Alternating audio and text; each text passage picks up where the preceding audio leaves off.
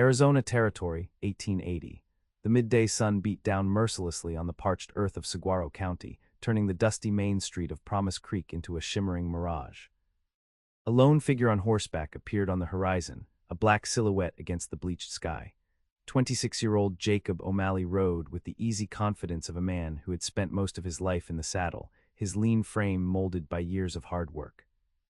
The young ranch hand guided his sorrel gelding toward the small frontier town, the only sign of civilization for 50 miles in any direction. Jacob kept his dark brown hat pulled low over his face, shielding piercing blue eyes that had seen more of the harsh realities of the frontier than most men twice his age. His handsome face was lightly stubbled, tanned from constant exposure to the elements, with a strong jaw that spoke of determination and resilience. Despite his youth, there was a weariness in his gaze, the mark of someone who had learned early that attachment meant vulnerability, and vulnerability often meant death in this unforgiving land. "You and me, Rusty," he murmured to his horse, patting its neck. "That's all we need, just you and me." The words were a familiar refrain, a mantra he had repeated to himself since he was 16 and rode away from his family's burned-out homestead in Kansas. 10 years of drifting from one ranch to another had taught him that the frontier was no place for putting down roots. Men who grew attached to land, to people, to dreams, were men who ended up with 6 feet of dirt above them. Jacob had survived by remaining detached, keeping his own company, and never staying in one place long enough for anything or anyone to matter. He had come to Promise Creek following rumors of work at the Hammond Ranch, a struggling operation that supposedly needed experienced hands. 2 months of steady employment would replenish his meager savings before he moved on again, as he always did, chasing the next horizon. The town materialized around him as Rusty plodded down the main street. Promise Creek was like a dozen other frontier settlements Jacob had passed through, a handful of wooden structures fighting against the wilderness, clinging tenaciously to the dream of civilization. A general store, a saloon, a small church, and a scattering of homes comprised the heart of the community, with a livery stable and blacksmith shop at the far end. Jacob dismounted outside the general store, tying Rusty to the hitching post. His boots kicked up small clouds of dust as he climbed the worn wooden steps to the porch. The store's interior was cool and dim after the blinding brightness outside, smelling of coffee, leather, and dried goods. "Afternoon," called the shopkeeper, a balding man with spectacles perched on his nose, new to these parts. "Just passing through," Jacob replied, his standard answer, "looking for work at the Hammond place." The shopkeeper's expression shifted subtly. "Hammond Ranch, you might be too late. Old man Hammond passed 3 months back. His daughter-in-law's running it now, but word is she's barely hanging on." Jacob frowned, the ranch still operating. "After a fashion. Sarah Parker's a determined woman, I'll give her that, but she's got 5 young ones to care for since her husband got himself killed by rustlers last year, and then her father-in-law going too." He shook his head. "Shame, really." The Hammond spread was one of the first in the territory, been there almost 20 years. The name caught Jacob's attention. "Parker, thought you said Hammond."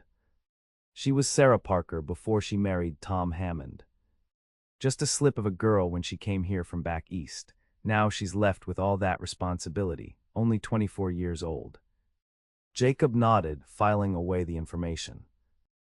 A widow with 5 children running a ranch alone was likely desperate for help, which might mean better pay, or it might mean a hopeless operation circling the drain, with no money to spare for hired hands. "I'll still ride out there," he decided aloud, "might as well see for myself."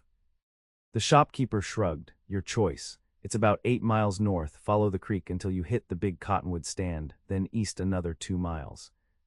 Can't miss it." He paused, then added, "If you're looking for steady work, the Wilcox outfit is hiring. Bigger operation, more secure." "Thanks," Jacob said, though he had no intention of following that advice. Big ranches meant more men, more politics, more entanglements. He preferred smaller operations where he could work in relative solitude. After purchasing supplies, coffee, beans, bacon, and ammunition, Jacob remounted and headed north out of town. The landscape opened before him, a vast expanse of scrubland dotted with mesquite and prickly pear cactus. In the distance, purple mountains rose against the cloudless sky, seeming both eternal and unreachable. This was the frontier that Jacob understood, beautiful but merciless, offering no comfort or security. It was a place where a man relied on himself and nothing else. Jacob had long ago accepted that this would be his life. Riding from ranch to ranch, working until it was time to move on, avoiding the complications that came with staying too long in one place. The frontier was no place for putting down roots, for building something that could be taken away. As he followed the creek, he rehearsed what he would say to the widow Hammond. He would offer his services for 2 months, no more. He would make it clear that he was temporary, that he would be moving on when spring roundup was done. No attachments, no expectations. The cottonwood stand appeared in the late afternoon, a cluster of tall trees with pale trunks and rustling leaves that provided the first real shade Jacob had seen all day. Beyond them he turned east as instructed and soon spotted the Hammond Ranch, a modest spread with a weathered 2-story house, a large barn, several outbuildings, and corrals that had seen better days. A split-rail fence surrounded the immediate homestead, though several sections appeared to be in need of repair.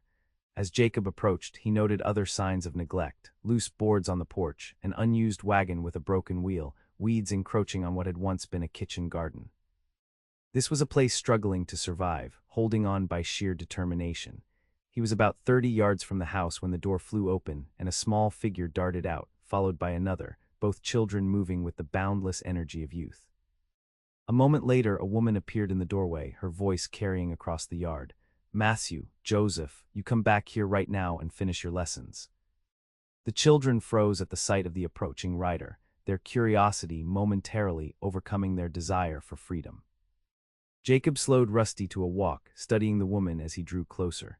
Sarah Parker Hammond stood tall and straight despite the visible exhaustion in her posture. She wore a simple blue calico dress that had seen many washings, her honey blonde hair pulled back in a practical knot at the nape of her neck. Even from a distance, Jacob could see she was beautiful in a quiet, unadorned way: high cheekbones, a determined chin, and eyes that seemed to take his measure in a single glance.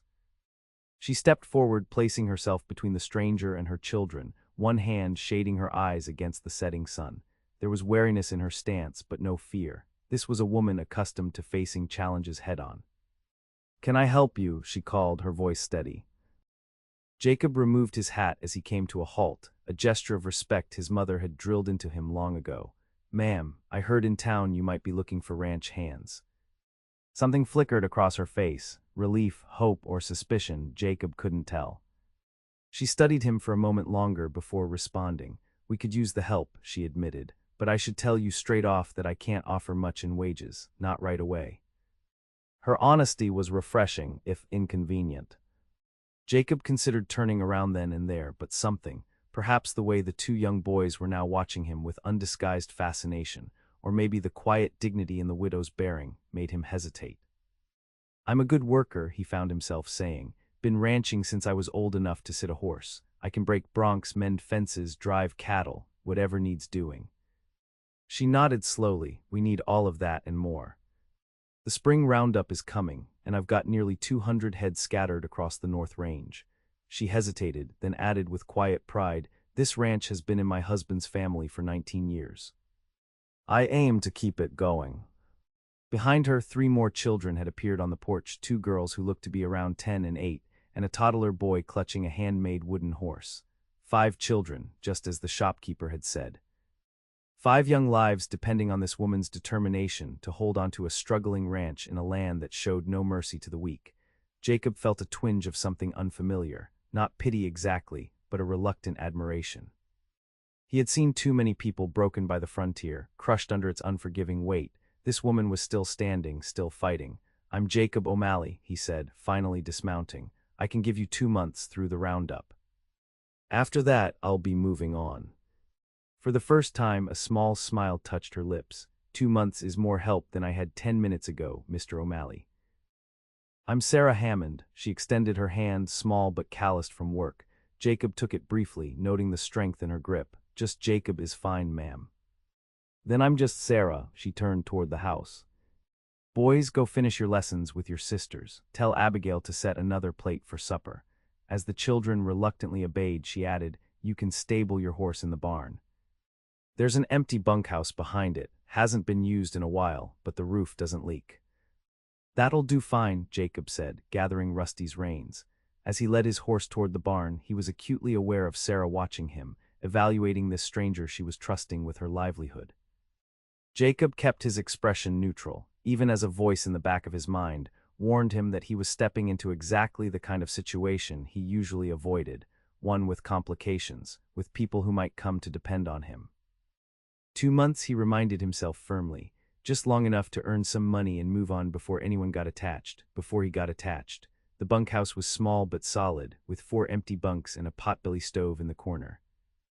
Jacob chose the bed farthest from the door and stowed his few possessions, spare clothes, a razor, his father's old pocket watch that no longer worked. The familiar ritual of settling in temporarily helped ground him, reminding him that this was just another stop on an endless road. By the time he had tended to Rusty and returned to the main house, dusk was falling. The windows glowed with warm lamplight, and the sound of children's voices drifted through the open door. Jacob hesitated on the porch, suddenly reluctant to enter this family space to intrude on their private world.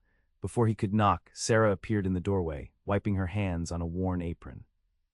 "Come in before the food gets cold," she said simply, as if she'd sensed his presence.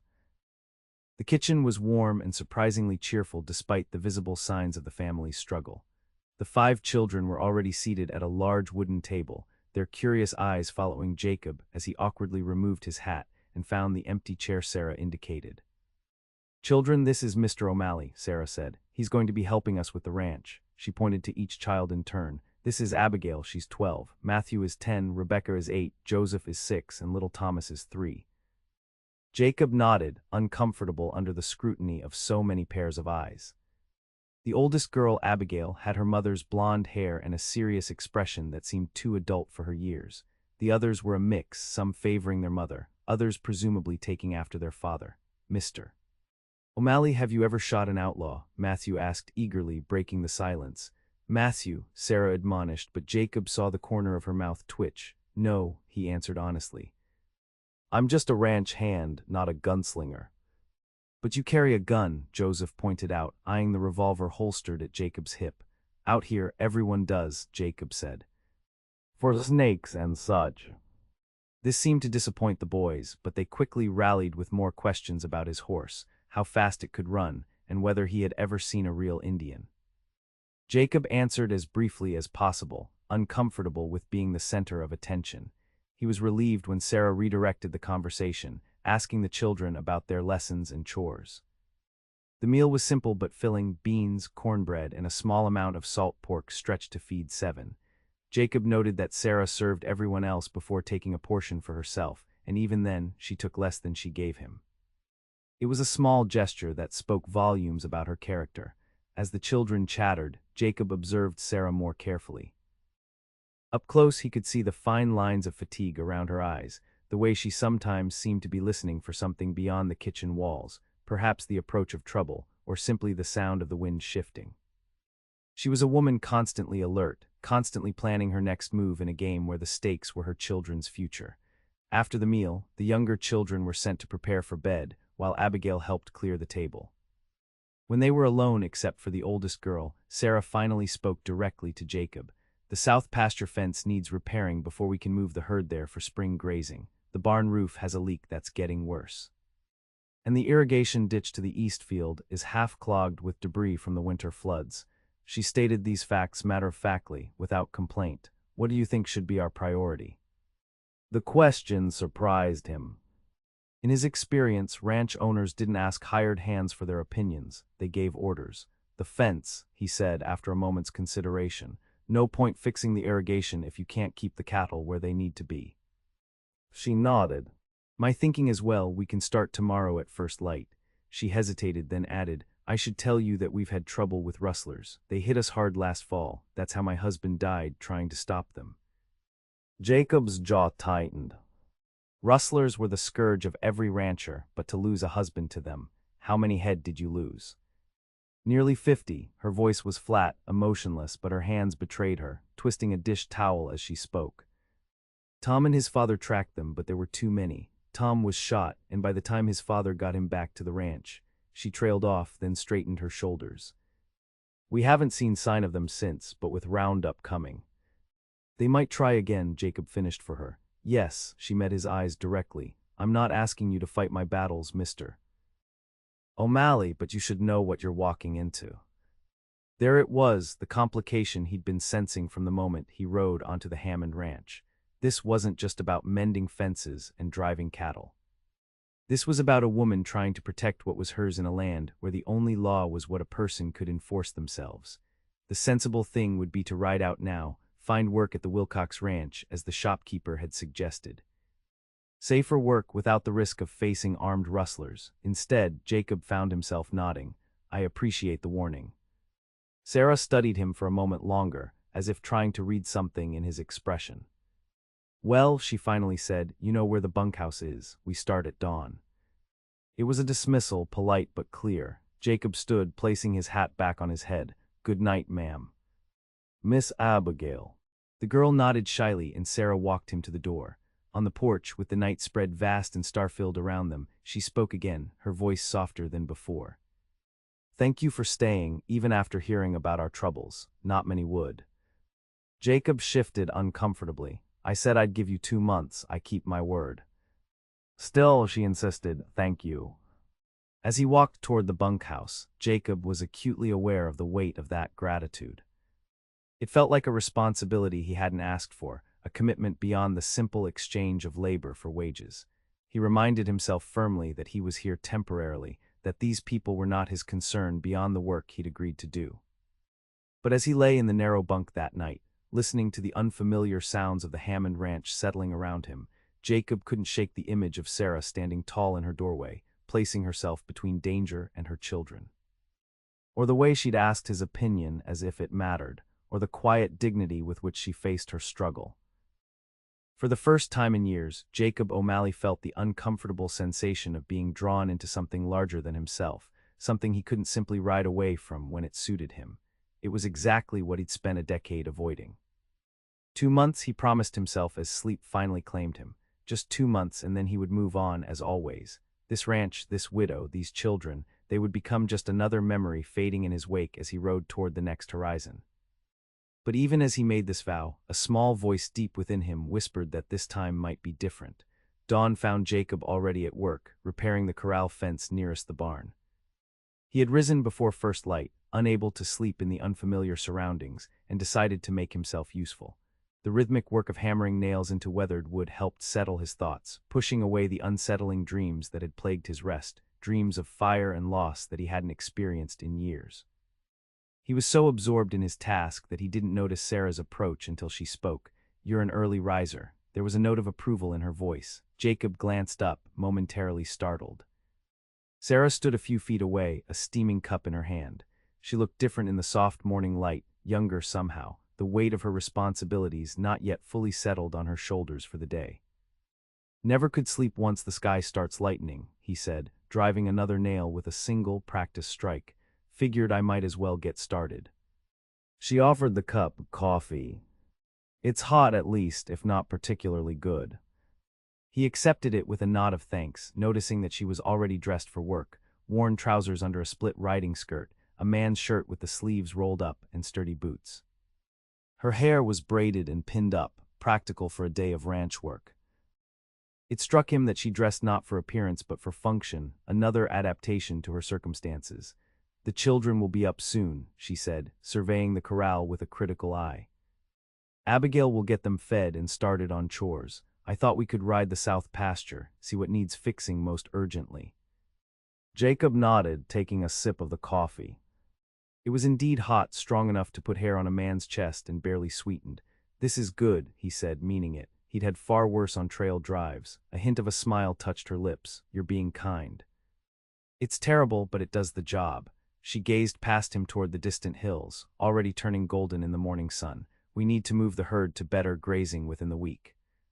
The North Range is nearly stripped bare. How many hands do you have? Jacob asked, realizing he hadn't seen any other workers. Sarah's expression tightened almost imperceptibly. Just you now. We had 2 others until last month.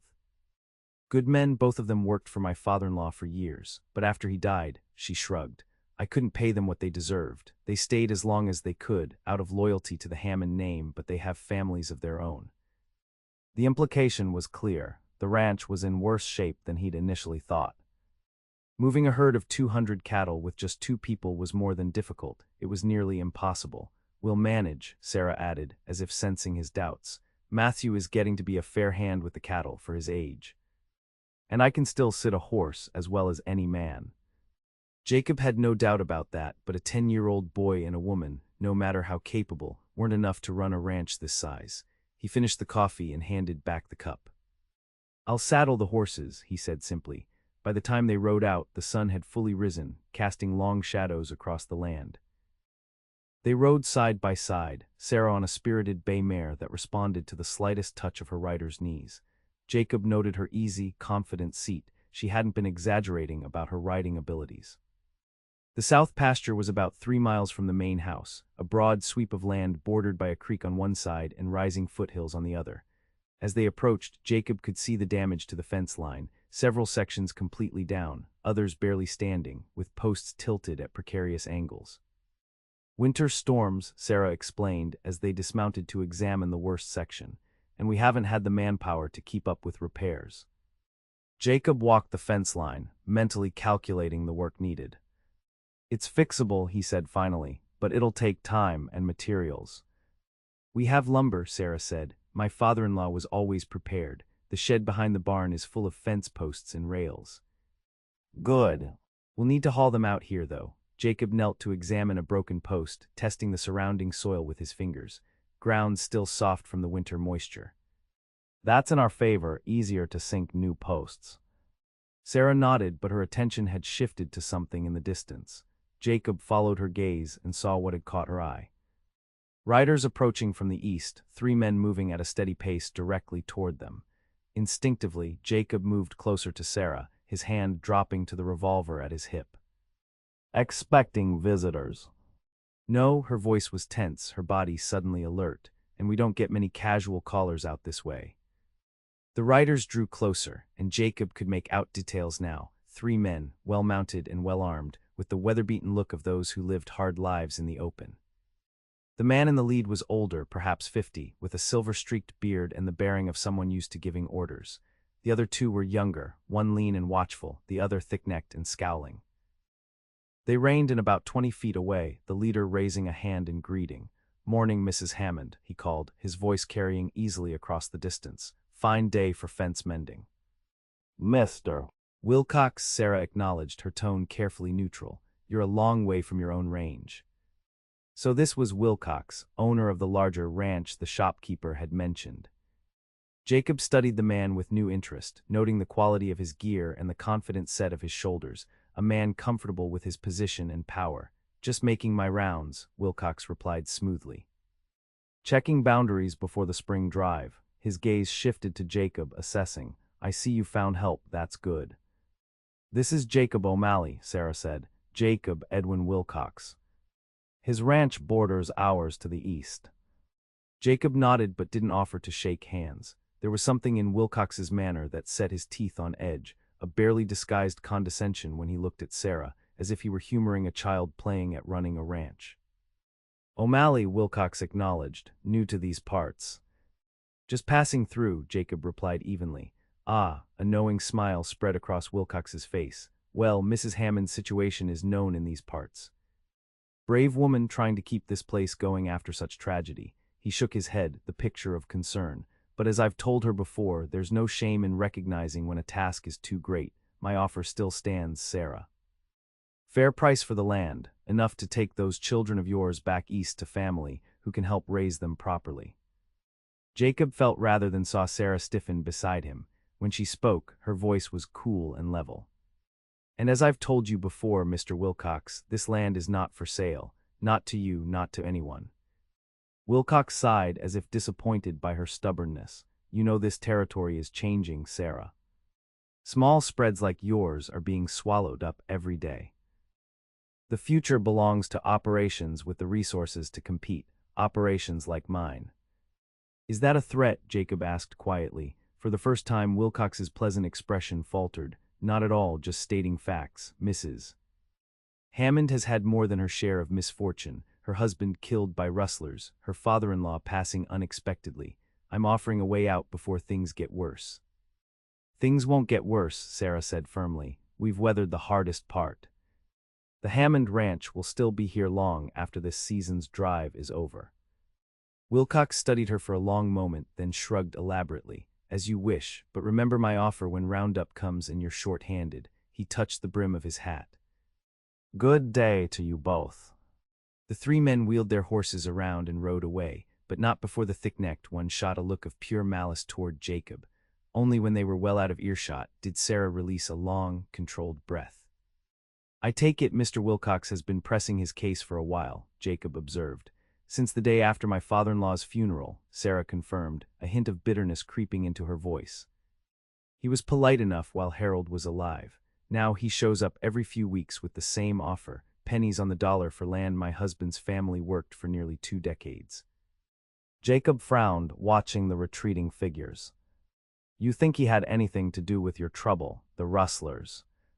Sarah hesitated. "I have no proof," she finally said, "and accusing a man like Edwin Wilcox without evidence would be unwise. He has influence in the territory, friends in the right places." "But you suspect." "The timing was convenient for him," she acknowledged, "and the rustlers knew exactly which section of the herd to hit, our prime breeding stock. It weakened us considerably." She squared her shoulders. "But suspicion isn't proof, and I have more pressing concerns than Edwin Wilcox's ambitions." Jacob nodded, respecting her practicality even as he filed away the information for future consideration. If Wilcox had been behind the rustling, he might try again, especially with roundup approaching, something to watch for. They returned to examining the fence, but the encounter had cast a shadow over the morning. Jacob could sense Sarah's tension, the additional weight she carried knowing that Wilcox was circling her ranch like a vulture waiting for weakness. As they remounted to return to the homestead, Sarah suddenly said, "I know what you must be thinking." Jacob raised an eyebrow in question. "That I'm being stubborn, that I should take Wilcox's offer for the children's sake if nothing else." Her blue eyes met his directly, challenging. "Everyone in town thinks it. Even the hands who left thought it, though they were too loyal to say so." "I wasn't thinking that," Jacob said truthfully. "No," skepticism colored her tone. "No," he adjusted his hat against the strengthening sun. "I was thinking that Wilcox is the kind of man who's used to getting his way, and that he wouldn't keep coming back if he didn't want this land badly, more badly than makes sense for just expanding his range." Sarah looked surprised, then thoughtful. "I've wondered the same," she admitted. "There are easier properties to acquire if all he wants is more grazing land." They rode in silence for a few minutes, each lost in their own thoughts. Finally, Jacob spoke again. "For what it's worth, I don't think you're being stubborn. This is your home, your children's inheritance. You have every right to fight for it." A fleeting smile touched Sarah's lips, transforming her face for a brief moment. "Thank you for that, Jacob. It's been a while since anyone believed in what I'm doing here." The simple gratitude in her voice made something twist uncomfortably in Jacob's chest. He wasn't used to being thanked, to having his opinion valued. In the lonely life he'd carved out for himself, such moments of connection were rare and usually fleeting. "Let's get back," he said gruffly, uncomfortable with the direction of his thoughts. "Daylight's burning and that fence won't fix itself." The next 2 weeks fell into a rhythm of hard work from dawn until dusk. Jacob repaired fences, patched the barn roof, cleared irrigation ditches, and assisted with the daily tasks of ranch life. Sarah worked alongside him more often than not, her endurance and determination earning his growing respect. The children, initially wary of the taciturn stranger in their midst, gradually warmed to him. Matthew in particular sought out Jacob's company, eager to learn the skills of ranching from someone other than his mother. The boy showed a natural aptitude that impressed Jacob, quick to learn, unafraid of hard work, and with a deep love for the land that reminded Jacob painfully of himself at that age, before loss had hardened him. "You've got to be gentle but firm," Jacob explained one afternoon as he showed Matthew how to handle a nervous yearling calf. "Like this, they can sense when you're afraid or uncertain." The boy nodded earnestly, mimicking Jacob's movements with careful precision. When he successfully led the calf into the pen without incident, his face lit up with pride. "Did you see, Mr. O'Malley, I did it." "Good job," Jacob affirmed, surprising himself with the warmth in his voice. "You'll make a fine rancher someday." Later, as they walked back to the house for the midday meal, Matthew asked quietly, "Do you think we'll lose the ranch, like Mr. Wilcox says?" The question caught Jacob off guard. Has he been saying that to you? Matthew kicked at a stone in the path. Not to me, but I heard him tell Ma that we can't hold out much longer, that it would be kinder to the little ones to give up now. He looked up, his young face serious beyond his years. Is he right? Jacob considered his words carefully. He'd seen enough struggling ranches to know that Wilcox's assessment wasn't entirely wrong. The Hammond ranch was hanging by a thread, but he'd also seen Sarah's determination, her refusal to surrender what her family had built. Your mother is one of the strongest people I've ever met, he finally said, and she has you helping her. That counts for a lot. And you, Matthew added hopefully, we have you helping too. The simple trust in the boy's eyes made Jacob look away. For now, he said, more harshly than he intended, remember, I'm just passing through. Matthew's face fell slightly, but he nodded. I know. Ma said not to get too attached because you'll be leaving after Roundup. The words stung more than they should have. Jacob told himself it was good that Sarah had been honest with her children about his temporary status. It was what he wanted, no expectations, no attachments, just a business arrangement, a brief intersection of separate journeys. So why did it bother him to hear it confirmed? The question lingered as April progressed into May, and the time for the spring roundup grew nearer. Jacob found himself working longer hours, taking on tasks that weren't strictly necessary, as if trying to cram as much help into his remaining time as possible. He told himself it was professional pride, nothing more. But in quiet moments, usually in the evening when the family gathered in the kitchen after supper, Jacob found it increasingly difficult to maintain his emotional distance. There was something about watching Sarah read to her children by lamplight, or seeing little Thomas fall asleep in his mother's arms, that created a hollow ache in his chest, an awareness of something he'd been denying himself for years. One evening in late April, after the children had gone to bed, Sarah joined Jacob on the porch where he sat smoking his evening cigarette. The night was cool but pleasant, with a quarter moon hanging low in the sky and the distant howl of coyotes echoing across the range. The irrigation ditch is working perfectly, she said, settling into the chair beside him. The east field should produce a good hay crop this year, thanks to you. Jacob shrugged off the compliment, just did what needed doing. Sarah was quiet for a moment, then said, You've done more than I had any right to expect, Jacob.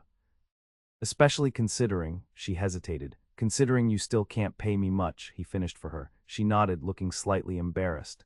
I feel like I misled you, though not intentionally. When Roundup is done and we drive the cattle to market, there will be money, but until then.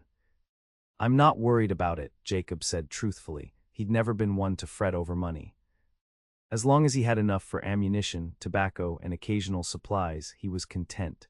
The bunk is dry, the food is good, and the company is better than most outfits I've worked for. Sarah smiled at that, a genuine smile that transformed her face. In the silver moonlight, with the lines of care momentarily smoothed away, she looked younger, almost carefree. Jacob found himself thinking that this was how she must have looked before tragedy struck, before she became a widow with 5 children and a struggling ranch. May I ask you something personal, she said suddenly. Jacob tensed slightly but nodded. How long have you been drifting, moving from ranch to ranch, I mean? It was a simple question, but one that few people bothered to ask. Jacob took a long drag on his cigarette, considering his answer. About 10 years, he finally said, since I was 16. And before that, my family had a homestead in Kansas.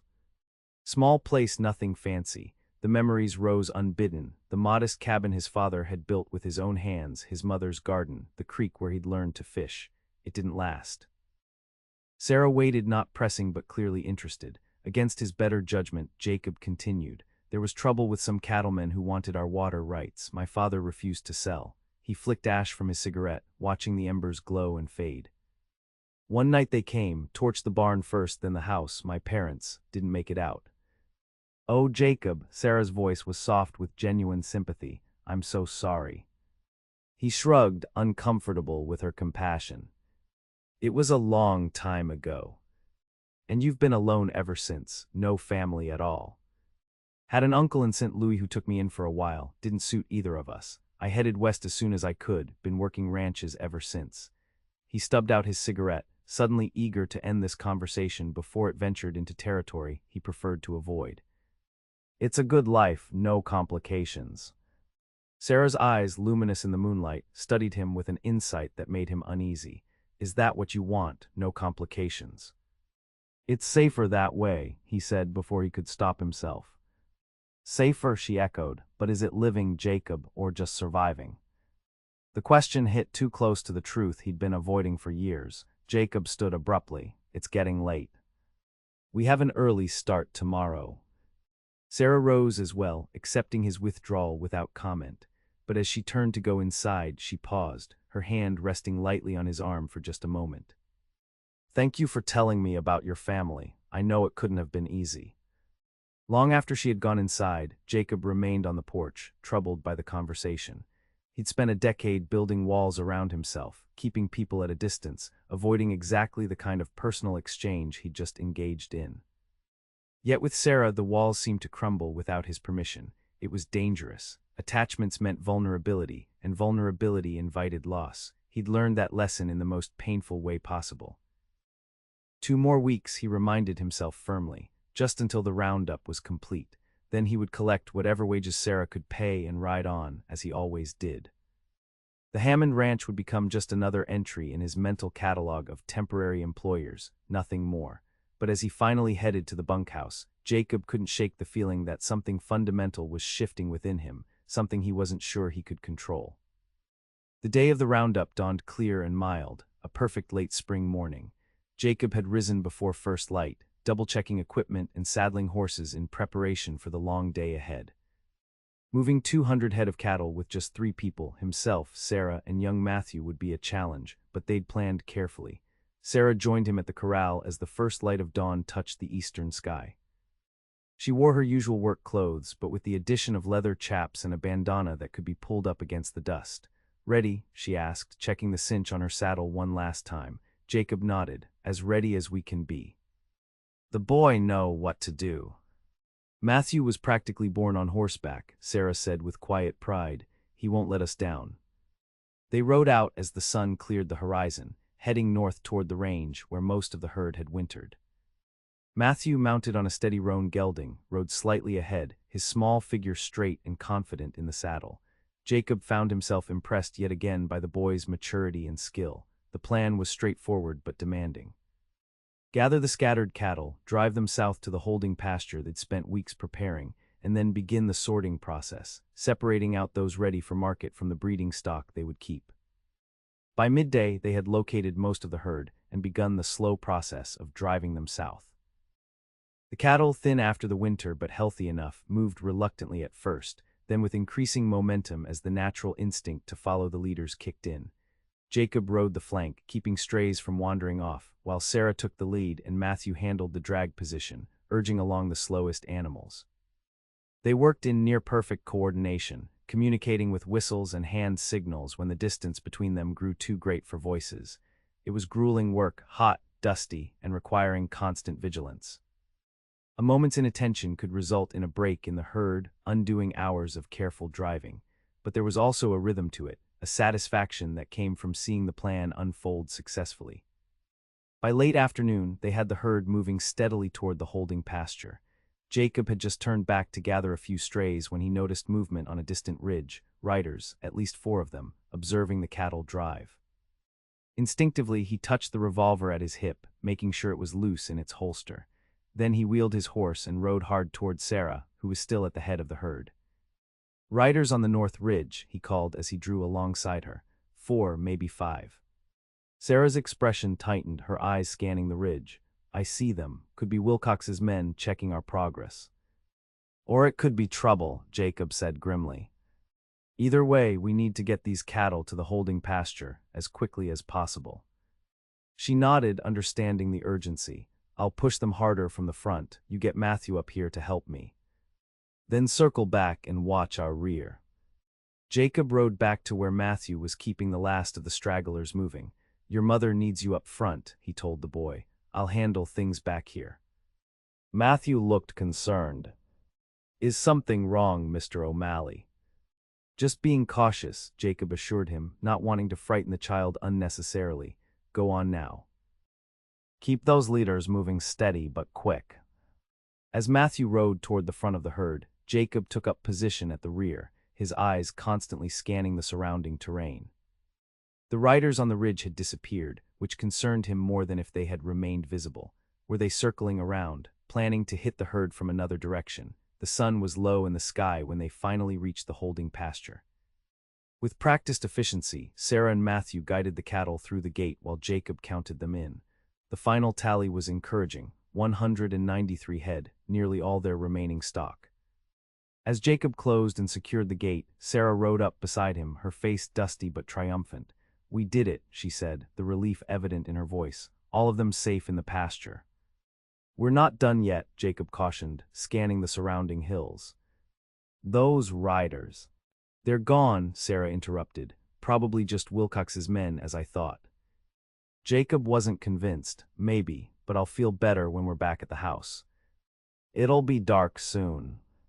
They collected Matthew and rode toward home, all three tired but satisfied with the day's work.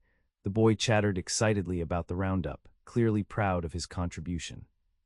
Sarah listened with a mother's indulgence, but Jacob could tell her mind was elsewhere, likely already planning the next day's sorting and the eventual drive to market. The house came into view just as dusk was settling over the land, the windows already lit with welcoming lamplight. Abigail had been left in charge of the younger children, with strict instructions to keep everyone inside and the doors locked until their return. As they approached, the front door flew open and Rebecca ran out, followed more sedately by Joseph. "Ma, you're back," the girl cried, rushing toward Sarah as she dismounted. Jacob was about to swing down from his own saddle when movement caught his eye, a shadow detaching itself from the corner of the barn, moving with deliberate stealth toward the oblivious family reunion. Without hesitation, Jacob called out a warning even as he drew his revolver. "Sarah, down." She reacted instantly, grabbing her children and dropping to the ground as Jacob fired at the shadowy figure. There was a grunt of pain, then answering gunfire, not just from the barn but from the direction of the bunkhouse as well. "Inside, now," Jacob shouted, firing again to provide cover as Sarah hustled the children toward the house. She pushed them through the door, then turned back, drawing a rifle that had been leaning against the porch post. "Jacob, this way," she called, snapping off a shot toward the bunkhouse. He didn't need to be told twice. Wheeling Rusty around, he galloped toward the house, keeping low in the saddle as bullets whizzed past. Sarah provided covering fire from the porch, her aim surprisingly accurate in the gathering darkness. Jacob reached the house and dismounted in one fluid motion, slapping Rusty's rump to send the horse clear of the firefight. Then he joined Sarah on the porch, both of them firing toward the barely visible assailants. "Get inside," he ordered. "Protect the children." "Not without you," she said firmly, reloading her rifle with practiced hands. "How many?" "At least 3, maybe more." Jacob peered into the gloom, trying to pinpoint their attackers. "Rustlers." "Or Wilcox's men," Sarah said grimly. "Either way, they were waiting for us." A bullet splintered the porch rail inches from Jacob's position. He returned fire, aiming at the muzzle flash, and was rewarded with a cry of pain. "Got one," he muttered. Sarah fired again, then grabbed Jacob's arm. "The barn, they're trying to circle around behind us." She was right. 2 figures were moving from shadow to shadow, using the outbuildings as cover to approach the house from different angles. It was a coordinated attack, professionally executed, not the work of opportunistic rustlers. "Inside," Jacob insisted. "We need better cover." This time Sarah didn't argue. They retreated into the house, barring the door behind them. The children were huddled in the kitchen, Abigail holding little Thomas, who was crying softly. Matthew stood protectively in front of his siblings, a small pistol clutched in his hand. "Upstairs," Sarah directed, herding her children toward the staircase. "Matthew, take everyone to the back bedroom and stay down, away from the windows." "But Ma..." "No arguments." "Go," she turned to Jacob as the children reluctantly obeyed. "There are only 2 ways in, the front door and the kitchen door. I'll take the front, you take the back." Jacob nodded, impressed by her calm in the face of danger. "They'll try to flush us out, maybe set fire to the house." "Let them try," Sarah said grimly, checking her rifle. "This house has withstood Apache raids. The walls are thicker than they look, and I have plenty of ammunition." They took up their positions, Sarah at a window overlooking the front porch, Jacob in the kitchen where he could cover the rear approach. For several long minutes there was silence except for the occasional creak of the house settling and the muffled sounds of the children upstairs. Then a voice called from the darkness outside, "Mrs. Hammond, no need for this to get ugly. Just send O'Malley out and we'll be on our way." Jacob and Sarah exchanged startled glances. "They're after you," she whispered. "Apparently," he muttered, equally confused, though I don't know why. The voice called again, "O'Malley. You've got 1 minute to come out or we start shooting. Your choice how this ends." "Do you recognize the voice?" Sarah asked, strain showing in her face for the first time. Jacob shook his head. "Never heard it before." He moved to the window, trying to see the speaker, but the yard was now completely dark, the moon not yet risen high enough to provide illumination. "What do they want with you?" Sarah pressed, clearly struggling to make sense of the situation. "I don't know," Jacob repeated, though a cold suspicion was forming in his mind. "But I'm not going out there." The minute passed in tense silence. Then, without warning, a fusillade of bullets tore through the front windows, sending glass shattering across the room. Sarah ducked instinctively, but remained at her post, returning fire whenever she glimpsed movement outside. Jacob did the same from the kitchen, aware that their attackers were trying to split their attention between two fronts. It was a standard tactic, keep the defenders busy at one entrance while sneaking in through another.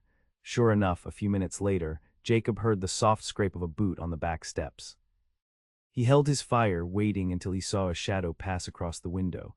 Then he fired twice in rapid succession, rewarded by a strangled cry and the sound of a body tumbling down the steps.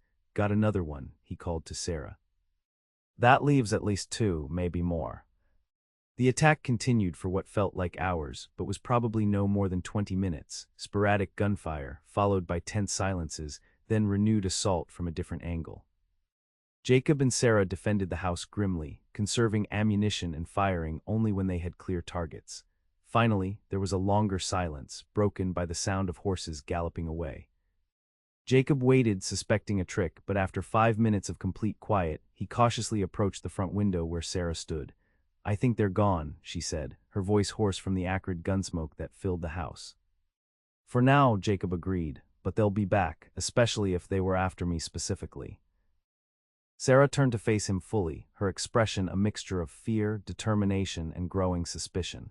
"Why would they be after you, Jacob? What aren't you telling me?" It was a fair question, one he'd been asking himself since the attack began. Jacob ran a hand through his hair, weighing his words carefully. "I honestly don't know who those men were," he said, "but I have a theory." "I'm listening." "Wilcox, the timing is too perfect. They hit us right after we completed the roundup, when all your cattle were gathered in one place, ready to be driven to market." Jacob's jaw tightened. "He's been trying to force you to sell. What better way than to make sure you have no cattle to sell, no income to keep the ranch going?" Sarah's eyes widened as she processed this. "But why target you specifically? Why not just go after the herd?" "Because I'm in the way," Jacob said simply. "A single woman with children is one thing. Add a capable ranch hand who might fight back, and suddenly their job gets more complicated." Sarah was quiet for a moment, absorbing this. Then she said, "We need to check on the children, make sure they're all right, and then we need to secure the house for the night. I don't think they'll come back before dawn, but we can't take chances." Jacob nodded, respecting her prioritization despite the danger still hanging over them. Together they went upstairs, finding all 5 children huddled in the back bedroom as instructed. Abigail was reading to the younger ones in a steady voice, though her hands trembled on the book. Matthew still clutched the pistol, his young face set in determined lines. "Is it over, Ma?" he asked as Sarah entered. "For tonight," she answered honestly. "You were very brave, all of you. But I need you to stay together up here a little longer, while Mr. O'Malley and I secure the house." The next hour was spent boarding up broken windows, barricading doors, and preparing for the possibility of another attack. They worked in near silence, each lost in their own thoughts. Jacob found himself watching Sarah, the efficient way she moved, the quiet strength in her hands as she hammered boards into place, the occasional reassuring word she called up to her children. Even in crisis, her primary concern was for them, for the home she was fighting to preserve. Finally, with the house as secure as they could make it, Sarah put the younger children to bed in her own room, where she could keep them all together. Abigail and Matthew insisted on staying up to help stand watch, and after a brief argument, Sarah relented, 2 hours, she told them firmly. Then you sleep and no arguments. In the kitchen, with the children temporarily occupied elsewhere, Sarah finally turned to Jacob with the question he'd been dreading. Were you ever going to tell me, she asked quietly, tell you what? That you suspected Wilcox, that we might be in danger. There was hurt in her voice and something deeper, disappointment. Jacob sighed, acknowledging the justice of her accusation. I didn't have proof, just suspicions, and you already had enough to worry about. I needed to know, she said, her voice tightening. These are my children, Jacob, my family. I had a right to know if they were in danger. You're right, he admitted. I should have told you, but I thought I could handle it, that I could protect you without adding to your burdens. Sarah's expression softened slightly. That wasn't your decision to make. She rubbed her eyes, suddenly looking exhausted. What do we do now? If Wilcox is behind this, he won't stop, not until he has what he wants. We need proof, Jacob said. Something we can take to the territorial marshal.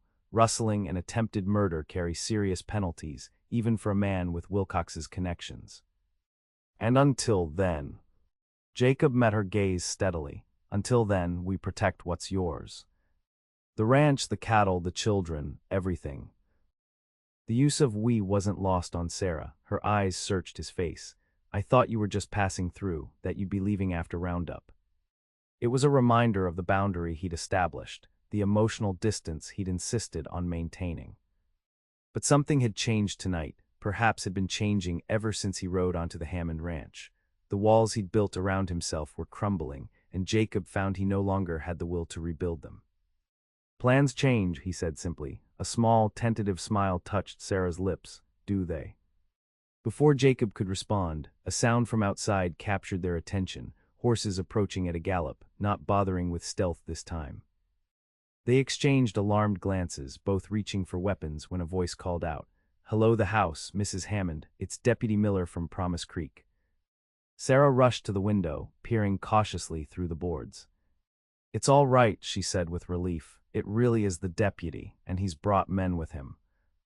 They unbarred the front door, admitting Deputy Miller and 3 other men, all armed and looking grim.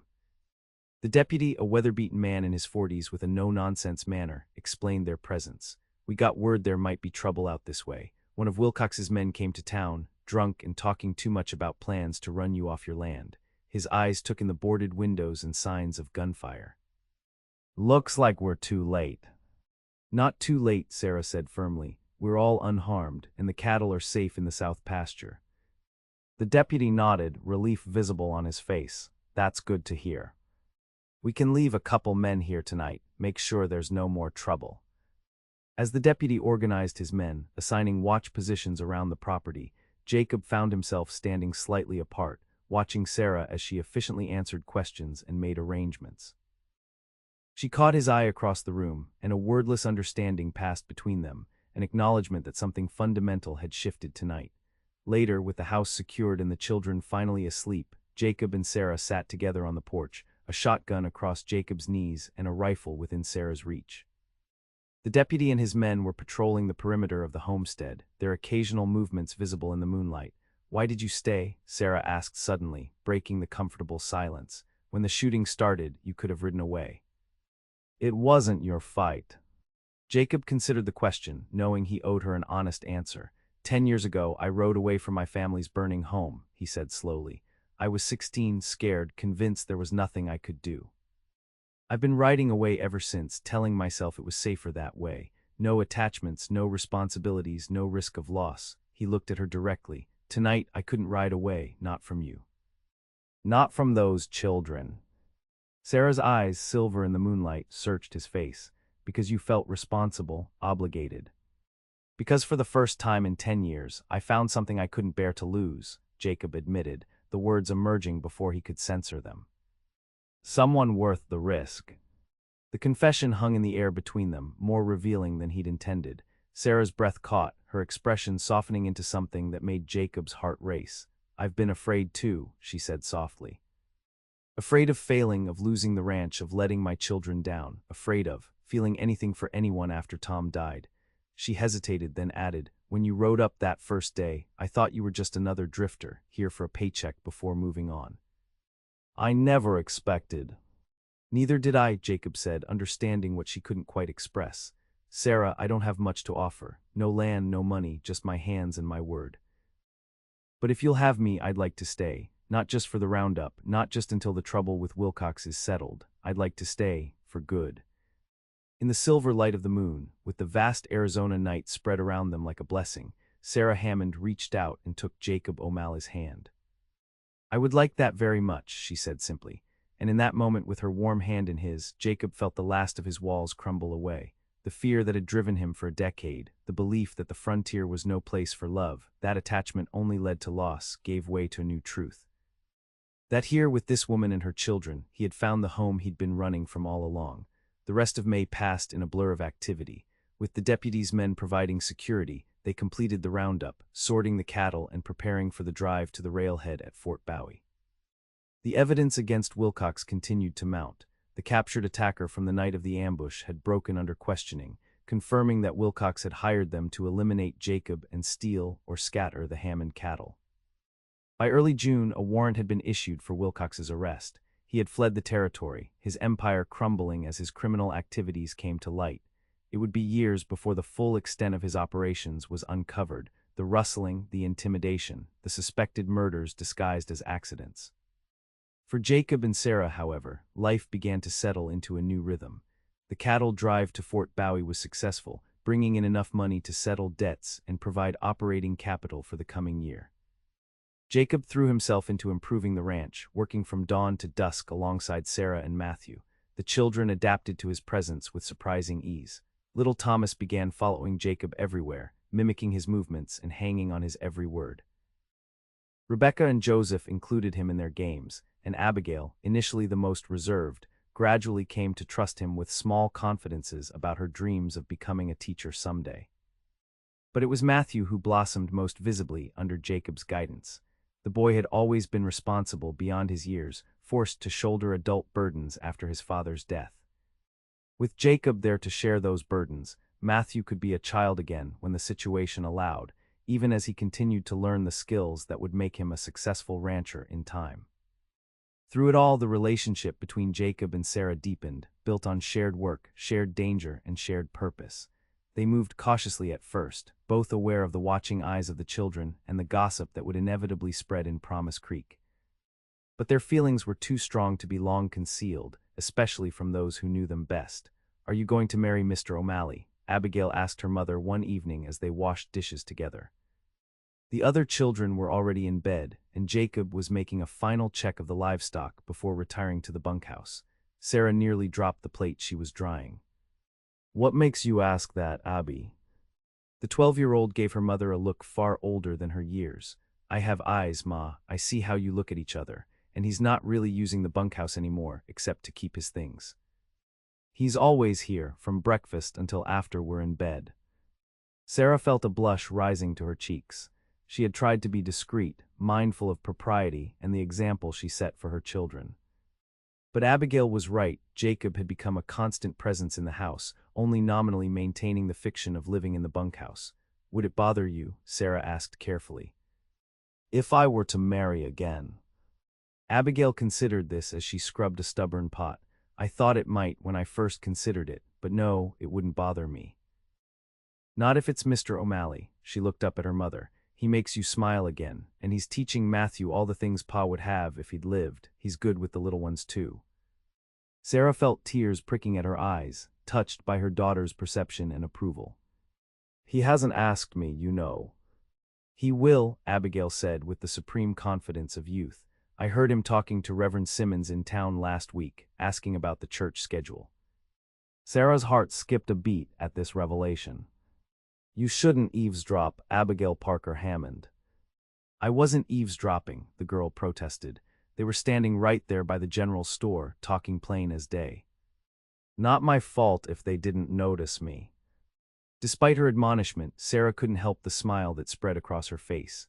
The thought of Jacob speaking to the Reverend, making plans that included her, and the children, filled her with a warmth she had thought she might never feel again after Tom's death. That night when Jacob returned from his rounds, Sarah was waiting for him on the porch. The June evening was mild, the sky a deepening blue scattered with early stars. She had changed from her work clothes into a simple blue dress that Tom had always admired, her hair loose around her shoulders. Jacob paused at the bottom of the steps, his eyes taking in the transformation with evident appreciation. "You look beautiful," he said simply. Sarah smiled, patting the space beside her on the porch swing. "Sit with me for a while." He joined her and they swung gently in comfortable silence for several minutes. Finally, Sarah spoke. "Abigail asked me today if you were going to marry me." Jacob stiffened slightly, then relaxed. "She's an observant girl. She says she heard you talking to Reverend Simmons about the church schedule." A rueful smile touched Jacob's lips. "So much for my attempt at discretion." He turned to face her fully. "I had a plan, you know. Was going to ask you properly this Sunday after church. Had it all figured out." Sarah laughed softly. "I'm sorry for ruining your plan." "Don't be." Jacob took her hand, his expression growing serious. "Sarah, I've spent 10 years running from connections, from putting down roots. Then I rode onto your ranch, thinking it would be just another temporary stop on an endless road." He shook his head in wonder. "Instead, I found everything I didn't know I was looking for: a purpose, a family, a woman who makes me believe in possibilities again." "Jacob," she breathed, her heart racing. "I love you, Sarah Hammond," he said simply. "I love your strength, your determination, your unwavering devotion to your children and this land. I love the way you refuse to give up, no matter how difficult things get. And I would be honored beyond words if you would agree to be my wife." Tears filled Sarah's eyes, spilling down her cheeks unchecked. "Are you certain?" she whispered. 5 children is a lot to take on. "And the ranch." "The children are part of why I love you," Jacob interrupted gently.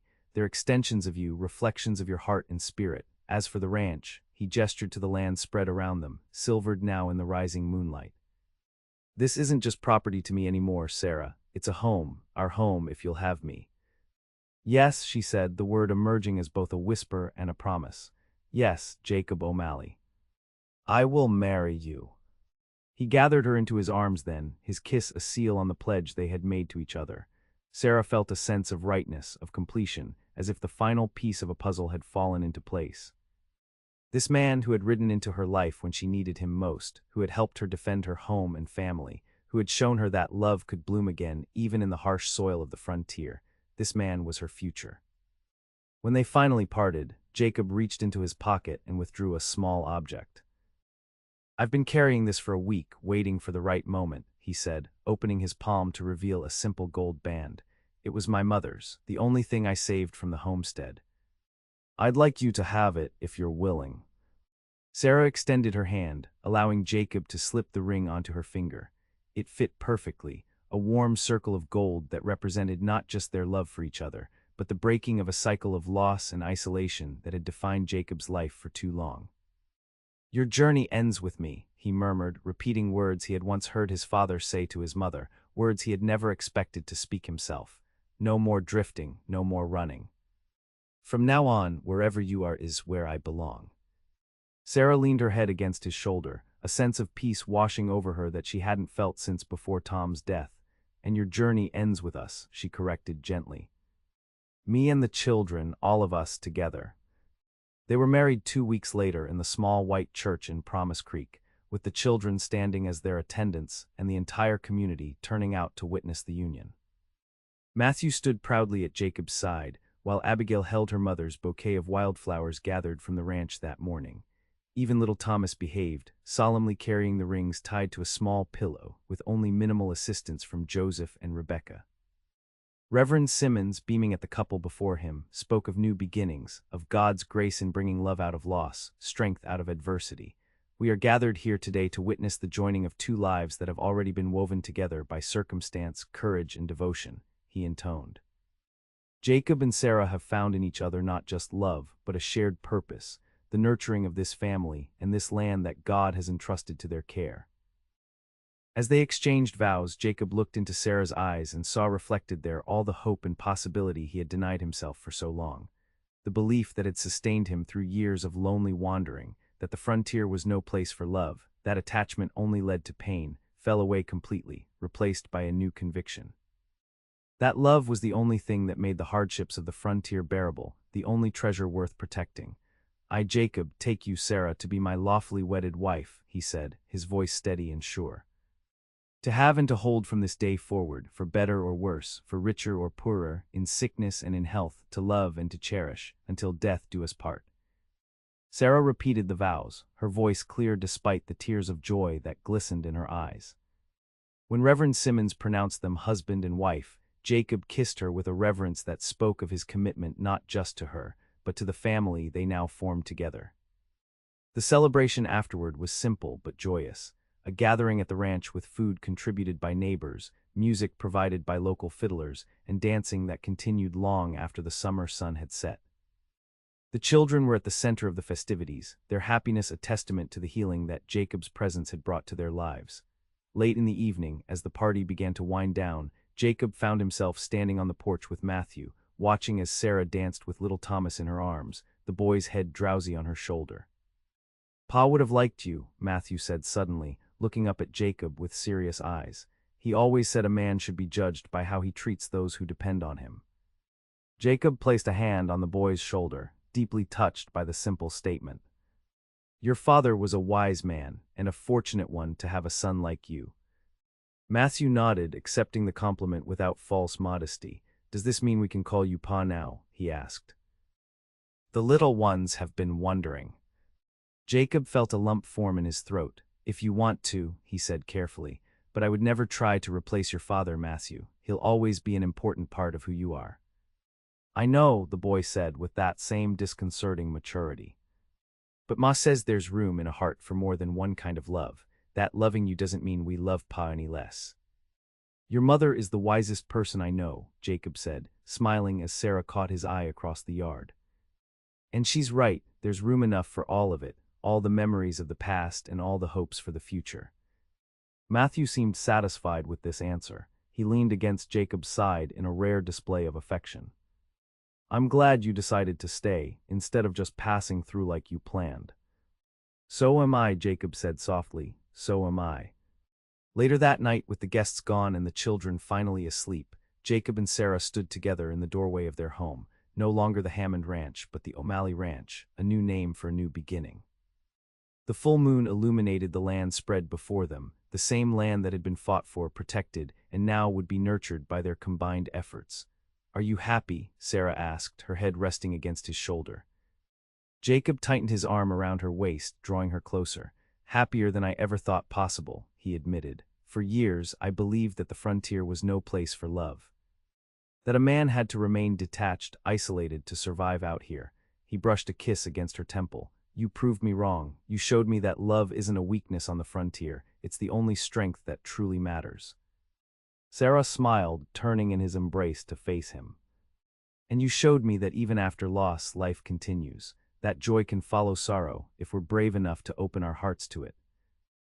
As they stood there in the silver moonlight, the vast Arizona sky arching overhead like a blessing, Jacob O'Malley knew, with absolute certainty, that his long journey of solitude was truly over.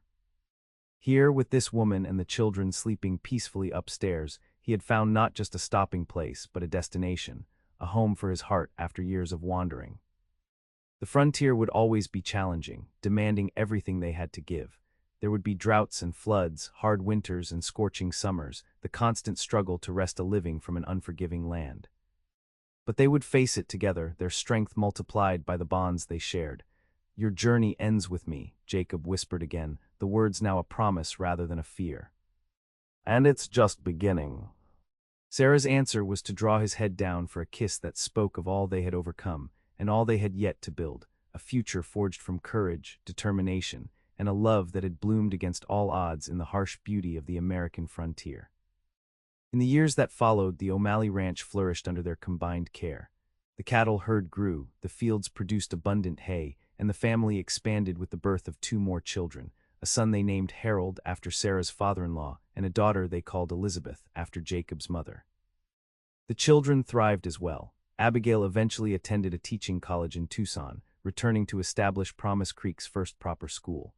Matthew grew into a fine young man, his father's partner in the ranch operations, and eventually its inheritor when Jacob and Sarah decided to ease into a well-earned retirement. Through it all, the good years and the lean ones, the joys and the inevitable sorrows, Jacob never forgot the lesson he had learned that spring of 1880. That love was not a vulnerability to be avoided, but the very foundation of strength and resilience on the frontier. The walls he had built around his heart had been meant to protect him from loss, but they had only succeeded in cutting him off from life itself. Sarah, with her quiet determination and unwavering faith in the future, had shown him a different way, a way of embracing connection rather than fleeing from it, of building something that would outlast them both. And on their 40th wedding anniversary, as they sat together on that same porch swing watching their grandchildren play in the yard of the home they had built together, Jacob looked at Sarah, her honey-blonde hair now streaked with silver, her face lined with years of sun and laughter, and knew that the young drifter who had ridden onto her ranch that distant spring day had found far more than temporary employment. He had found his way home.